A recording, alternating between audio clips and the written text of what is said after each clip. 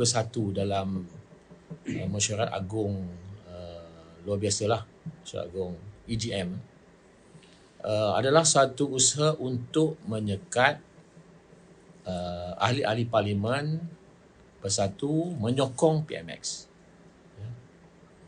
Tetapi bagi kami yang telah menyokong PMX, saya fikir ia tidak diliputi sebab itu tak adil. Ya. Dan pindaan ini hanya setakat ini diluluskan di peringkat parti. Parti kena submit permohonan ini kepada ROS. ROS akan meneliti sama ada ia memberi hak yang sebenar saja kepada yang semua terlibat. Ya, setiap pindaan dibuat, maka ROS bertanggungjawab untuk meneliti. Kalau penelitian itu dibuat, maka penelitian tak sesuai, maka ROS tidak akan luluskan. Kalau sesuai, ROS akan luluskan. Bila ROS akan luluskan, maka parti pula akan mengambil tindakan kepada ahli parlimen masing-masing. Apa yang parti boleh buat?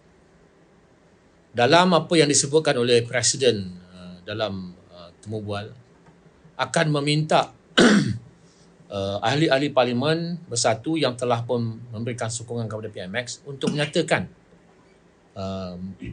sokongan mereka. Kalaulah sokongan itu kita kekalkan, maknanya dia kata terlucut. Dia panggil istilah dia? Terhenti keahliannya. Cease to be a member. Kalau mereka hantar surat menyatakan bahawa mintakan penyataan, pihak kami tidak akan buat apa-apa penyataan.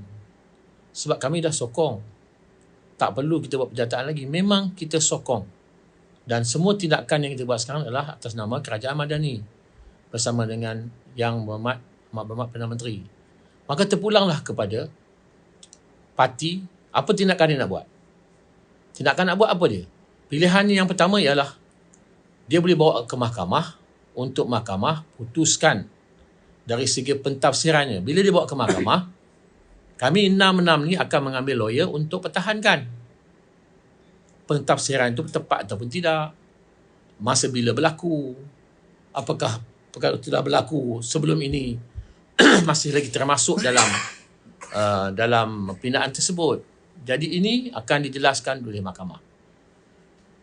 Apabila mahkamah telah jelaskan, kalau mereka masih lagi nak usahakan, dia boleh bawa ke speaker. Akhirnya, keabsahan, kelayakan, kedudukan ahli-ahli parlimen kena diputuskan di dalam parlimen. Ini bergantung pula kepada bagaimana ditafsirkan. Ya, jadi proses itu makan masa panjang. Mungkin makan masa 2-3 tahun. Ya, dia bukan perkara yang mudah sebab ini kepentingan hak yang sangat penting dalam negara. Sebab yang memilihnya ialah rakyat, memilih untuk mewakili mereka dalam parlimen untuk mewujudkan sebuah kerajaan yang lebih stabil. Kita buat keputusan ialah untuk memberikan sokongan kepada PMX supaya negara jadi lebih stabil, politik menjadi lebih baik. Puncanya ialah pihak pembangkang tidak mahu berunding dengan kerajaan untuk mendapatkan peruntukan bagi ahli-ahli parlimen pembangkang. Jadi bila setahun dah berlalu, kami rasakan bahawa buang masa. Jadi kita sokong pihak PMX untuk membangunkan kawasan kita. Dalam masa yang sama, mereka rasa bimbang juga, takut masih ada lagi. Sebagaimana yang saya sebut, masih ada lagi 8+3+5.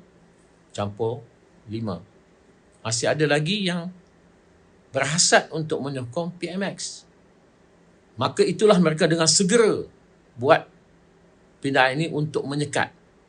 Tapi saya masih lagi menyeru kepada semua rakan-rakan yang inginkan perubahan dalam negara, kena berani. Ya, walaupun pindaan dah buat, mereka masih lagi boleh memberikan sokongan kepada PMX sebab ini belum disahkan oleh ROC. Kalau ramai-ramai yang masih lagi berminat untuk menyokong PMX, buat sekarang.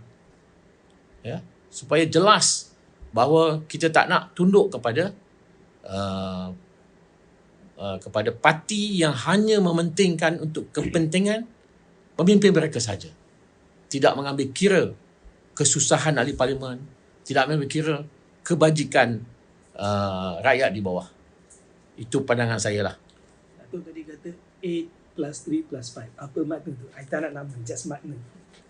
Peringkat awal, saya telah umumkan 8 orang Ahli Parlimen. ahli parlimen yang akan memberikan sokongan. Kemudian ada lagi 3 orang yang potensi untuk memberikan sokongan. Jadi saya kekalkan 8 campur 3. Yang 5 orang ini ialah mereka yang ada pengalaman memberikan sokongan kepada Perdana Menteri yang lain semasa selepas pilihan raya ke-14. Mereka adalah Larut, Malaysia Tanah, Tanah Merah, Beluran, Hulu Terengganu. Indra Mahkota. PKR to Indra Mahkota, yes. PKR to Mereka ini tahu apa yang patut dibuat. Apakah mereka juga tak selesa dengan keadaan sekarang? including Larut. Including Larut. Ya, dia tak selesa sebenarnya. Tetapi dia terpaksa berada dalam keadaan begitu. Dia tak selesa. Jadi kita tahu bahawa maka secara gentleman buatlah keputusan sebagaimana yang dia buat dulu. Ya. Jadi negara akan lebih stable. Tenaga-tenaga fikiran yang mereka ada, idea-idea boleh dicurahkan dalam kerajaan sebagaimana yang kami buat sekarang ni. Jadi itulah pandangan saya kepada pindaan perlembagaan parti yang sebenarnya tidak memberikan kebaikan kepada sebuah orang.